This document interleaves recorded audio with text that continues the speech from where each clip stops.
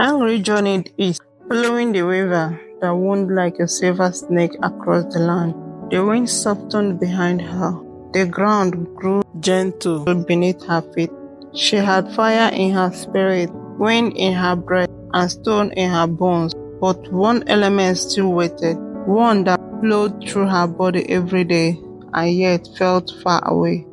Water. She followed the river until it grew wild, then calm, then wide like a sleeping sky. Finally, she arrived at the village of mirrors, built on steel above a lake, so still it reflected the stars even in daylight. The people there spoke in soft tones and wore robes that shimmered like fish scale. They offered her food, warm smile and silence.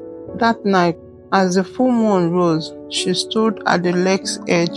The water rippled, and the woman rose from it. Her skin was dark as river clay, and her eyes floated like seaweed.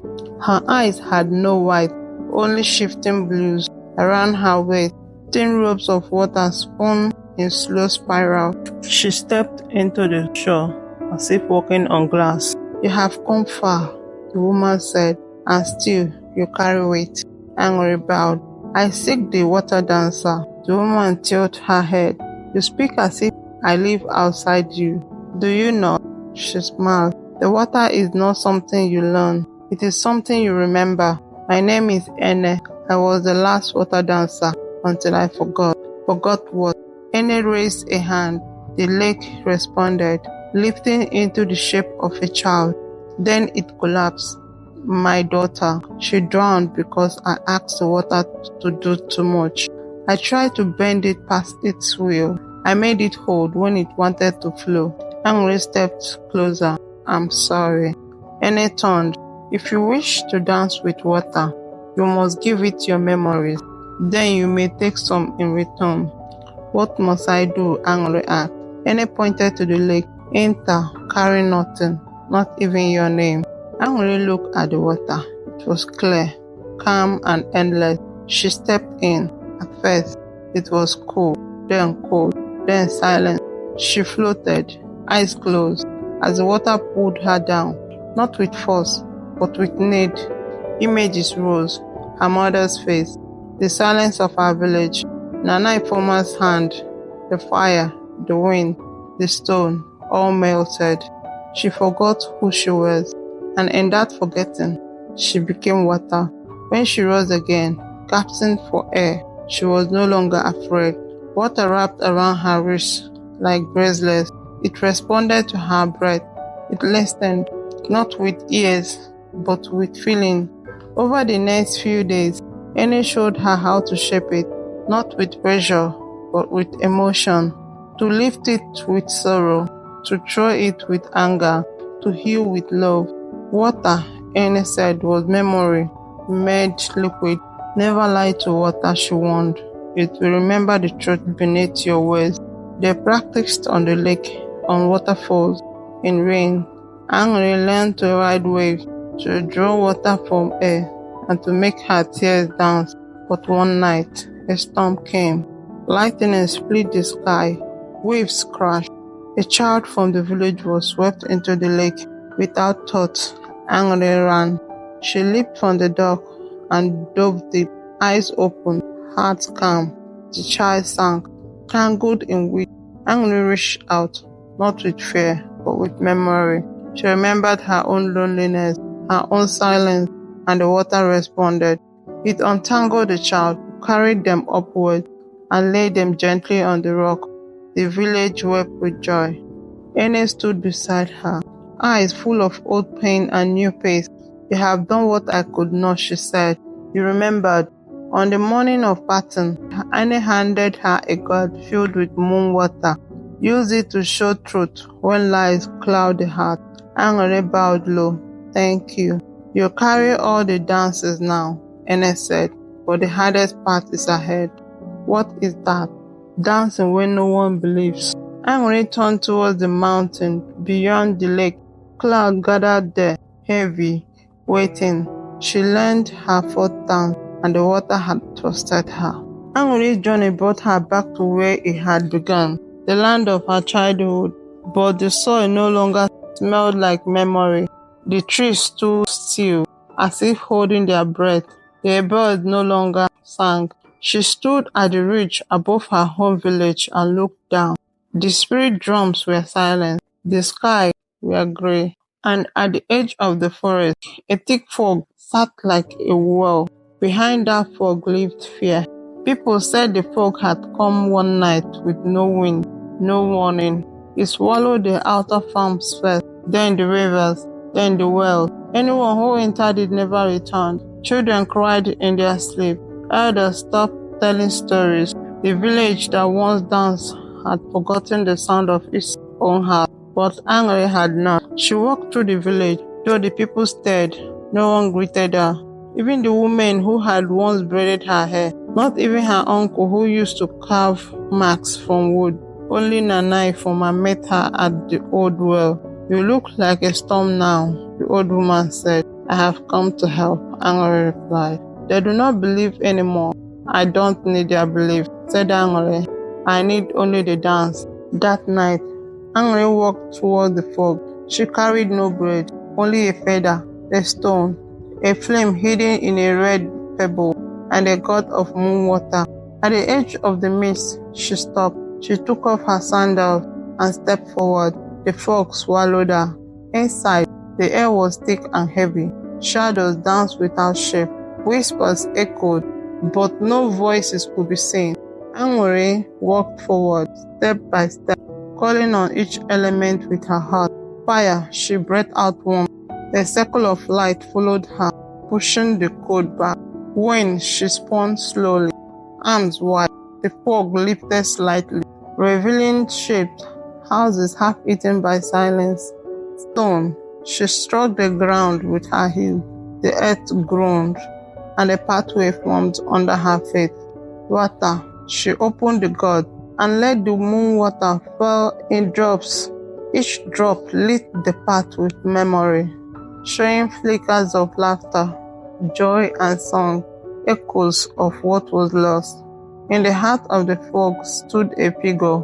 It had no face, no name, only eyes like empty bowls.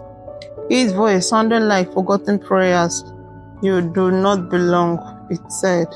I do, said Angry. There is no dance here. There is only the dance, she whispered. Then she began. She danced with slow steps, each one calling back a memory. She danced with flames swirling around her fingers. She danced as wind lifted her feet and stone held her strong. She danced with tears that fell into the earth and rose as flowers. And as she danced, the fog shook. The figure hissed and reached for her, but she did not stop. She was the fire that listened, the wind with no chain, and the strength beneath the silence, and the water that remembers. Her final step cracked the earth. Light poured out. The fog screamed and shattered like glass, and the spirit was gone. She stood in silence. Behind her, the village watched. Children wept. Others fell to their knees. The people who had forgotten began to remember, not with their mind, but with their bones. Nana Ifoma came forward. You are the spirit dancer now. Angry shook her head. No, I am one spirit dancer. There will be more. She turned to the children. Who among you will dance? A small hand rose. Then another. Then 10. The village burst into drums, and the dance began again. The village had returned to life. Smoke curled from kitchen fires. Children ran barefoot with laughter. Drums beat once more under the moon, but Angry felt a weight in her chest that joy could not lift. She had faced fire, wind, stone, water, and the fog of forgetting. But one last test remained, not in the forest, not in the village, but deep within herself. One night, as the stars blinked awake, Nana Ifoma called her to the old shrine. You have given the people their reading back, the elder said, but now you must return yours. Angry frowned. What do you mean? You carry power now. But it must not become a prison. Every spirit dancer must one day dance for no one, not for teaching, not for saving, not even for remembering, only for being. Angry stood in silence. Go, Nana said, to the mirror rock at the edge of the spirit river. There the last spirit awaits. And so, Angry walked one final time through field that whispered her name across paths she had taken as a girl until she reached the mirror rock, smooth, tall, half buried in the water edge. She looked into it, and she saw herself, but not as she was. The reflection blinked with different eyes, darker, older, fierce, and afraid all at once. It stepped out from the rock like smoke becoming flesh.